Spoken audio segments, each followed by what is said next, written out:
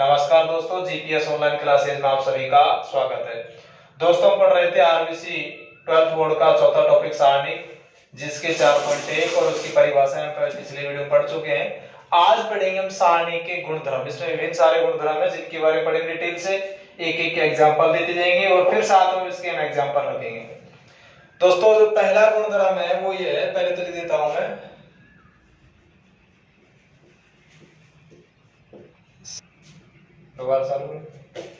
सारणी के गुणधर्म। सारणी के गुणधर्म, जिसमें पहला गुणधर्म ये है दोस्तों, मैंने एक नोट भी लिखवाया था, सारणिक और अवयव में अंतर के रूप में। यदि मैट्रिक्स के समस्त अवयवों को पंक्तियों में या फिर पंक्तियों के स्तंभों में बदल दिया जाए तो मैट्रिक्स के मान पर कोई प्रभाव नहीं पड़ता है, मैट्रिक्स दूसरी मैट्रिक्स आ जाती है, सॉरी। जबकि सारणिक में ऐसा कुछ नहीं है, कोई इंटरचेंज नहीं होता, सेम मान आता है। तो मैं लिखूंगा सारणिक में समस्त पंक्तियों को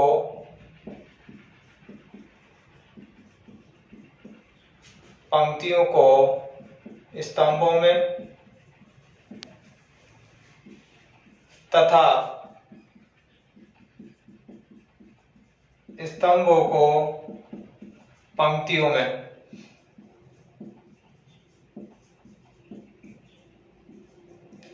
बदल दिया जाए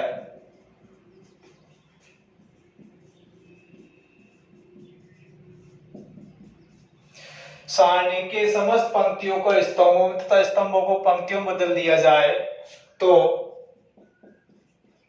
सारणी के मान में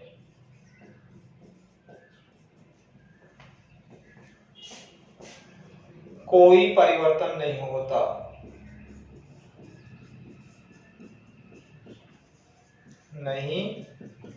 है। अब जैसे हम एक एग्जांपल रख लेते हैं, उसके अकॉर्डिंग पढ़ेंगे। एक एग्जांपल रख दिया मैंने, 1 0 1 3 1 4 2। यदि दोस्तों मैं सारणी का मान ज्ञात करना चाहूं तो कैसे ज्ञात करेंगे? इसके अनुसार प्रसार करेंगे। 1 3 4 2 -0, ये पूरा मान 0 हो जाएगा, ये +0, क्योंकि इसका मान 0 और ये भी 0 है। इसके मान के लिए इसकी पंक्ति स्तंभ छोड़ दिया और इनको लिख दिया है 1 2 4 3 12। कितने बचे दोस्तों? -10। 12 में से 2 लेस कर दो, -10 बचा। अब इसी प्रकार हम क्या करते हैं, इसके पंक्तियों के स्तंभों में कन्वर्ट कर देते हैं मित्रों। ये लो, 1 0 0 2 1 3 1 4 2। चेंज कर दिया दोस्तों, 2 1 3 1 4 2। अब इसकी गणना करते हैं C1 के अनुसार। यहां तो लिख दिया मैंने R1 के अनुसार, इसको लिखेंगे C1 के अनुसार। ठीक है, C1 में वही राशि पहले की आएगी, 1 4 3 2 -0, और इसका मान भी क्या हो जाएगा? प्लस का 0, 2 -12, और ये आया दोस्तों -10। हम देख रहे हैं कि दोनों में कोई अंतर नहीं है। इस प्रकार दोस्तों, सारणिक में जो समस्त पंक्तियां है उनको स्तंभों में, स्तंभों को पंक्तियों में बदल देते हैं तो सारणी के मान पर कोई प्रभाव नहीं पड़ता है। दूसरा गुणधर्म जिसकी बात करेंगे अब हम, दो पंक्तियां स्तंभों में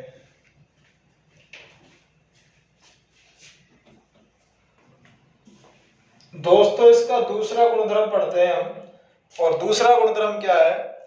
इसका सेकंड गुणधर्म जो है, इसमें क्या सिस्टम है कि जैसे दो पंक्ति या फिर दो स्तंभ जिनका आपस में यदि विनिमय कर देंगे तो सारणी के संख्यात्मक मान पर तो कोई प्रभाव नहीं पड़ेगा, लेकिन जो संख्या प्लस की आई थी वो माइनस की हो जाएगी, माइनस की थी तो वो प्लस की हो जाएगी। जैसे मैं एक बार लिख देता हूं, सारणिक में दो पंक्ति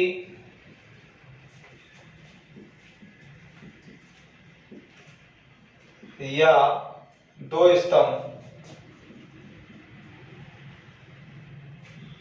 में आपस में विनिमय कर दें, विनिमय का अर्थ होता है इंटरचेंज, बदलाव कर दें तो सारणिक के मान में, ऐसा लिखो, संख्यात्मक मान में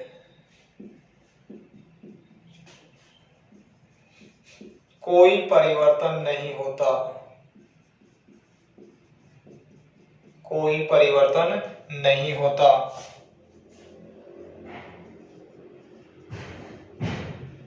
जबकि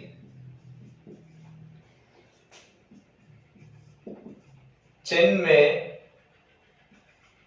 परिवर्तन हो जाता है।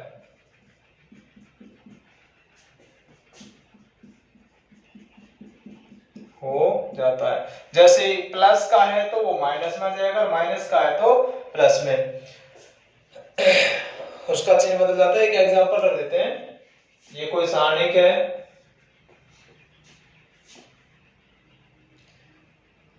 एक दो तीन, दो एक जीरो, तीन जीरो जीरो।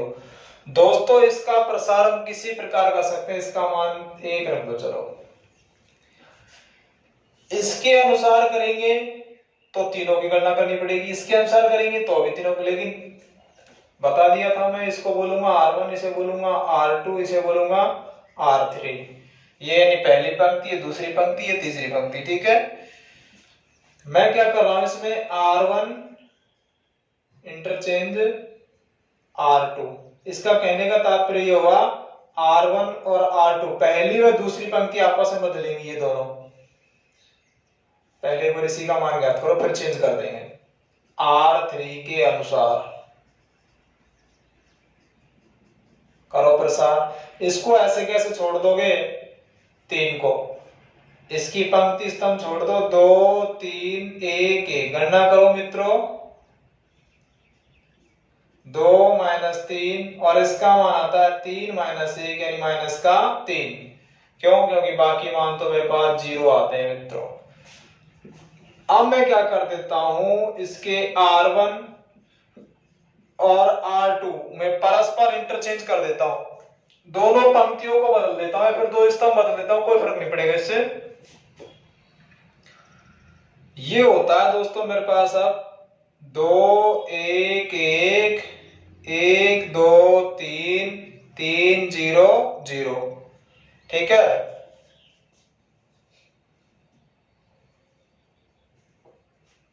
इंटरचेंज करो तो इसका, उसके बाद इसके R3 के अनुसार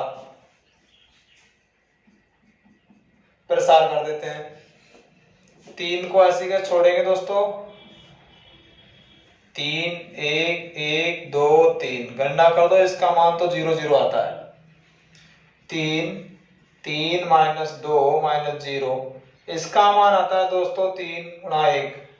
परिभाषा लिखवाई थी, संख्यात्मक मान तो वही रहेगा, लेकिन इसके जो चिन्ह है वो परिवर्तित हो जाता है। यदि उधर मान प्लस का आएगा तो इधर माइनस का आएगा, इधर माइनस का आएगा तो उधर प्लस का आ जाएगा। यहाँ देखा था हमने माइनस का आया था, तो इधर किसका मिला है मुझे, प्लस का। इस प्रकार दोस्तों इसका सेकंड गुणधर्म कंप्लीट होता है। अब पढ़ देते हैं इसका थर्ड गुणधर्म। थर्ड गुणधर्म है दोस्तों, यदि सारणी की किन्हीं दो पंक्ति या दो स्तंभ के मान सर्वसमय फिर समान हो, यदि दो स्तंभ या दो पंक्ति समान है तो उस सारणी का मान शून्य मिलेगा, इसका ये नियम है। यहां लिख देता हूं, यदि किसी सारणी में दो पंक्ति या दो स्तंभ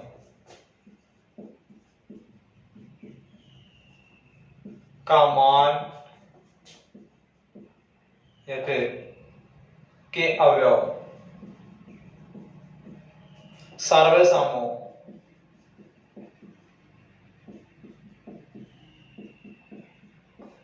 सर्वसम हो तो उसे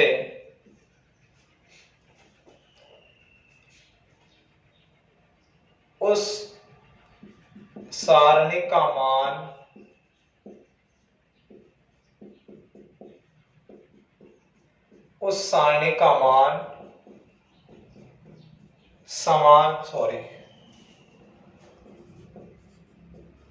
शून्य आता है।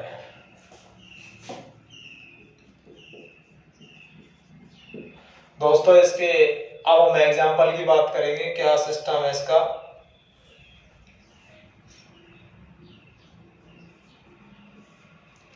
एक तीन दो, एक तीन दो, एक दो चार -1। दोस्तों ये सारणी कर दिया मैंने, देखा यहाँ पर R1 और R2 दोनों सेम है, तो पहले इसका मान ज्ञात कर लेते हैं कि इसका मान शून्य मिलता है या नहीं मिलता है। तो मैं लिख देता हूं यहाँ R1 के अनुसार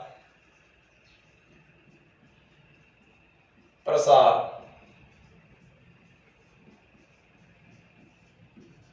करने पर एक रख दिया, 3 2 4 -1, फिर रखेंगे -3, 1 2 2 -1, फिर रखेंगे +2, 1 3 2 4। गणना कर देते हैं दोस्तों, 1 × 3 एकम 3 और 4 दूनी 8, ठीक है। -3, -1 को 1 से गुणा किया -1 और 2 दूनी 4 ठीक। फिर इसका मान क्या करते हैं 2, 4 + 3 दूनी 6 भाई, 4 एकम 4 3 दूनी 6। इसकी गणना करेंगे 8 3 11 -11 मिलेंगे दोस्तों। इसकी गणना करेंगे -3 × -5, माइनस माइनस प्लस हो जाएगा। यहां बचते हैं दोस्तों मेरे पास -2 + 2 × -2। इसकी यहां गणना लिख देते हैं दोस्तों, -11, माइनस को माइनस से गुणा करेंगे 15 और माइनस के कितने जाएंगे, 2 दूनी 4, 4 11 -15 + 15, इसका फाइनल आंसर आता है दोस्तों 0। इस प्रकार आपका ये थर्ड गुणधर्म कंप्लीट होता है।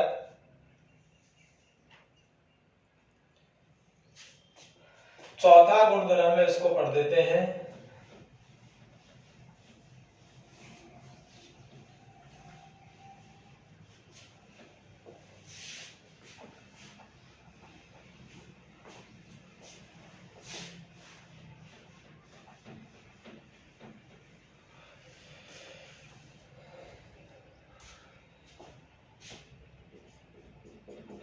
दोस्तों चौथा गुणधर्म क्या है, किसी सारणी को एक पंक्ति या स्तंभ को किसी अशून्य संख्या से गुणा करा दिया जाए तो जो सारणी का मान है उस अशून्य संख्या के गुणनफल के सारणी के मान के बराबर होता है। ये कोई गुणधर्म खास नहीं, लेकिन फिर भी लिख दो, किसी सारणी में एक पंक्ति स्तंभ के सभी अवयव किसी अशून्य संख्या से गुणा करा दिया जाए तो सारणी का मान मूल सारणी के मान तथा संख्या के गुणनफल के बराबर होता है। सारणी का मान है तो इसकी मूल सारणी के यदि किसी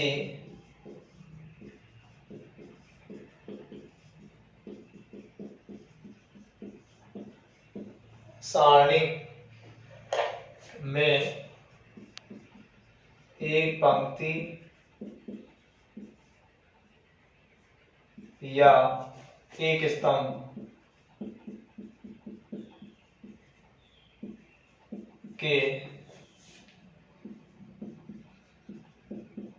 समस्त अवयवों को अशून्य संख्या से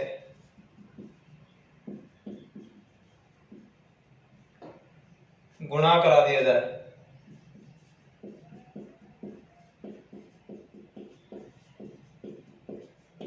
जाए तो उस सारणी का मान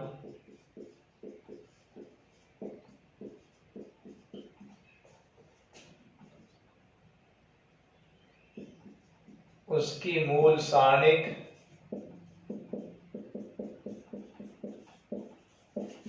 तथा अशून्य संख्या के गुणनफल के बराबर होता है। दोस्तों बिल्कुल आसान सा नियम है।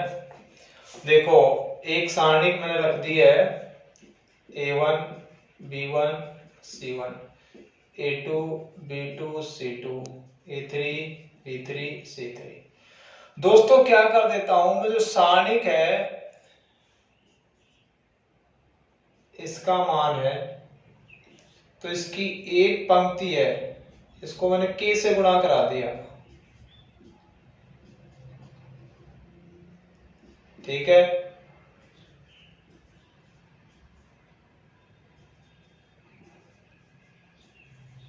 K से गुणा करा दिया। K क्या है? एक अशून्य राशि है।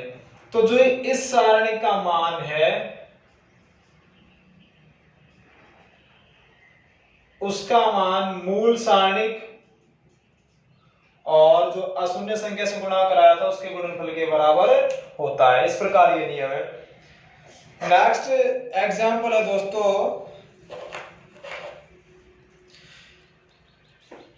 एग्जाम्पल ने इसका पांचवा प्रदर्शन पढ़ लेते हैं। अच्छा प्रदर्शन है ये भी।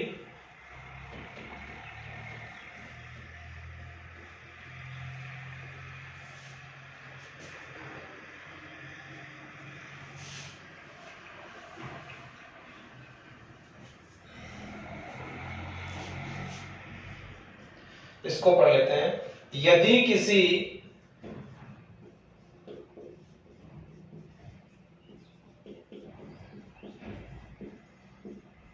सारणिक में किसी पंक्ति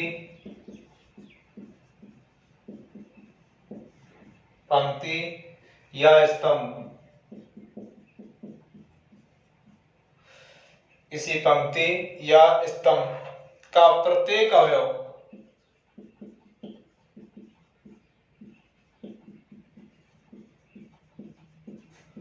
दो या दो से अधिक संख्याओं का योग हो,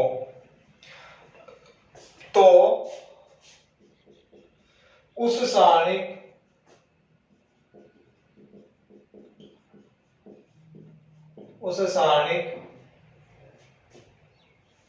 को उसी क्रम की दो या दो से अधिक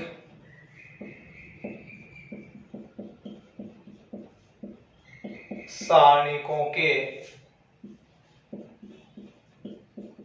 योग के रूप में,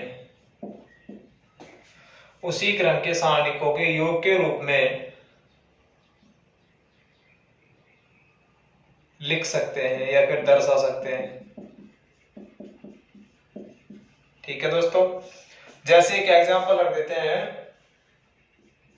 ये कोई सारणिक है, इसमें रख दिया मैंने A1 A2 A3 plus D1 D2 plus D3 B1 B2 B3 C1 C2 C3। दोस्तों इस सारणी के मान को मैं इस प्रकार भी लिख सकता हूं, A1 A2 A3 B1 B2 B3 C1 C2 C3 plus, अब जो ये राशि है इसको अलग इसके साथ दर्शा दो, अलग योग कर दो। इसका D1 D2 D3 B1 B2 B3 C1 C2 C3, इस प्रकार इनका मान प्राप्त होता है। दोस्तों आगे हम पढ़ेंगे अब इसका गुणधर्म 6।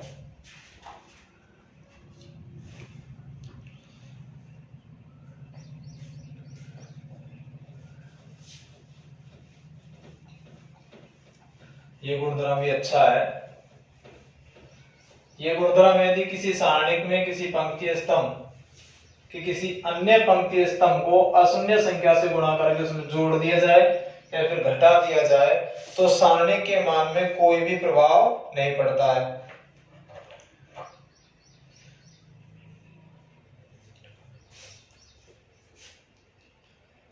गुणधर्म छठा है, इसको पढ़ देते हैं। सारणिक की किसी पंक्ति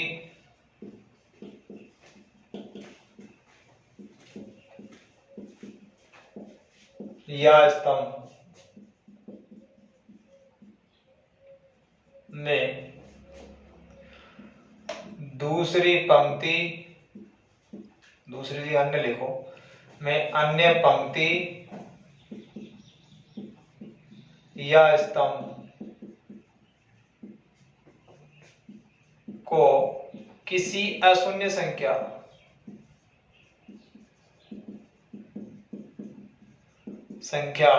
से गुणा करा के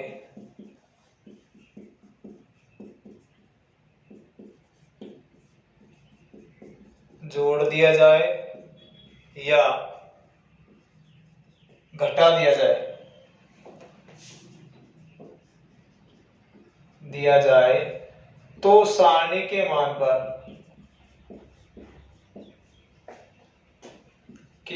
पर कोई प्रभाव नहीं पड़ता है। दोस्तों इस प्रकार हम इसके अलग अलग मान रख देते हैं। अब जैसे ये राशि लिख दी मैंने, यहां सारणिक रख दिया और A1 A2 A3 B1 B2 B3 ये C1 C2 C3 ये कोई सारणिक है। इसमें क्या कर देते हैं, C1 कॉलम में C3 कॉलम की सभी अवयवों को एक अशून्य संख्या से गुणा करा के इसमें जोड़ देते हैं। तो इसमें दो नियम गुणधर्म चालू हो जाएंगे दोस्तों। A1 इसको इससे दर्शा देते हैं, A2 A3 B1 B2 B3 C1 C2 C3। इसमें क्या कर रहे हैं, ये वाले कॉलम है, इसमें KC1 plus KC2 plus KC3। ठीक है दोस्तों, अभी थोड़ी देर पहले मैंने बताया था कि किसी सारणी के पंक्ति स्तंभ में एक अलग जोड़ दिया जाए तो उनको दो भागों में अलग अलग बांट देते हैं। वो कैसे बांटेंगे, A1 A2 A3 B1 B2 B3 C1 C2 C3। दोस्तों इसी प्रकार मेरे पास राशि रहेगी KC1 KC2 KC3 B1 B2 B3 C1 C2 C3। लेकिन मैंने एक नोट लिखवाया था कि किसी सारणी में दो पंक्तियां दो स्तंभ सर्वसम हो तो उसका मान क्या होता है, शून्य हो जाता है। यहां से हम k कॉमन निकाल सकते हैं। k कॉमन निकालने के बाद हम देखते हैं दोस्तों कि C1 और C3 का मान दोनों कैसा है, सेम है। तो ये तो मेरे पास सारणी का मान मिल गया सेम, प्लस यहां से k कॉमन निकाल देते हैं दोस्तों,